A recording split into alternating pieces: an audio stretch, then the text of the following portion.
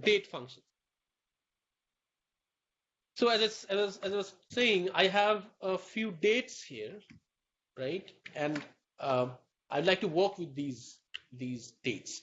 Now, the first thing to notice is when I make any one of these cells my active cell, you can go to the home page and see that the type is date, right? Its type is date.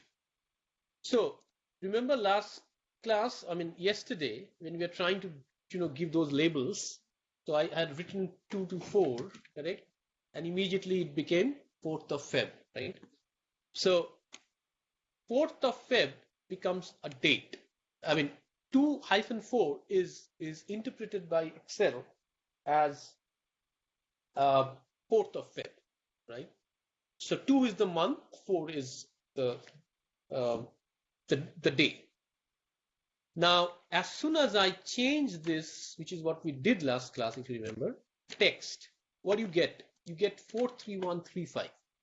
And I told you that we'll discuss that or we'll talk about it later, what this is. You see, the thing is, in Excel, dates are actually stored as numbers. Okay?